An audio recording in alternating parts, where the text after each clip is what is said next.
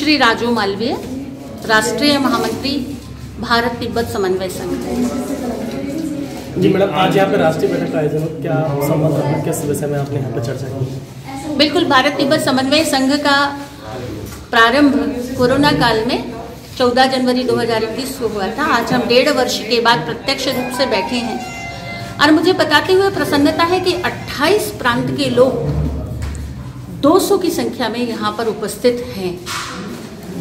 हम अगले 2 दिनों तक विभिन्न सत्रों में यहाँ बैठेंगे। इसके पूर्व हमने जब जूम मीटिंग की थी उस समय राष्ट्रीय बैठक हमारी हरिद्वार में थी और कोरोना के कारण हमने उसको ऑनलाइन किया था, वरना वो भी प्रत्यक्ष थी। उसमें हमने 10 प्रस्ताव किए थे।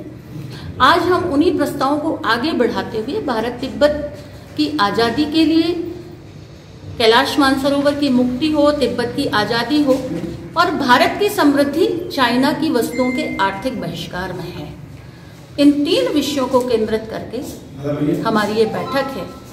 तिब्बतीन बहनों के साथ जिस तरह का अत्याचार हो रहा है उसको रोकने के लिए हम संकल्पित हैं। इसलिए आज हमारे साथ तिब्बतीय वुमेन एसोसिएशन की बहनें भी हैं जो 38 रीजनों को यहाँ से रिप्रेजेंटेट कर रही हैं।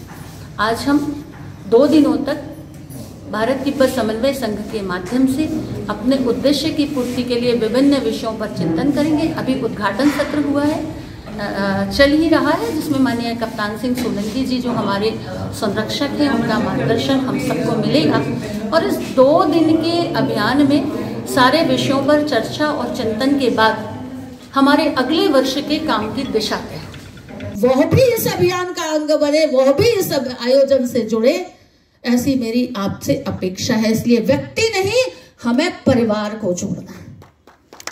हम जिस अभियान को ले जा रहे हैं, हम जिस अभियान की योजना को आगे बढ़ाने जा रहे हैं, वह अभियान, वह आंदोलन भारत के अंदर नहीं बल्कि भारत की सीमाओं से के बाहर, यानी ये अंतर्राष्ट्रीय आंदोलन है।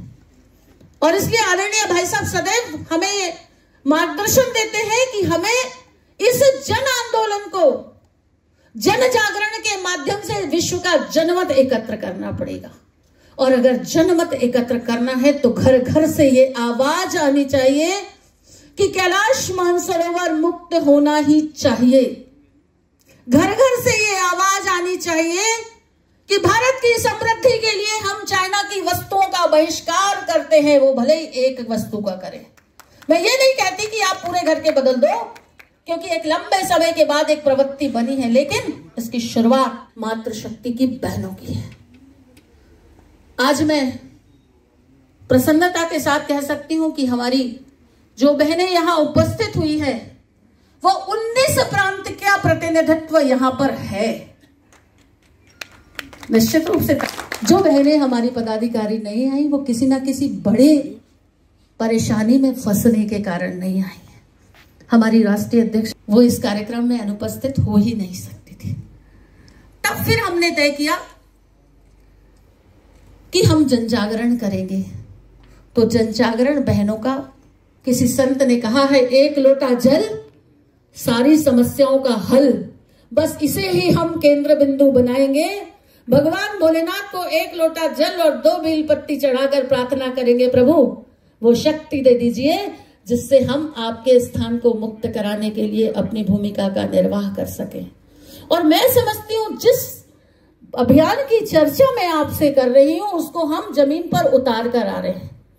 अनेक जगह जहां भी हम इस बात की चर्चा करते हैं उसमें हमें न केवल जन समर्थन मिलता है बल्कि उस दिशा में लोग आगे बढ़ के सहयोग भी करते हैं। अब कुछ लोगों से प्रारंभ किया अभियान, हमें इसे अखिल भारतीय स्तर पर लागू करने की आवश्यकता है।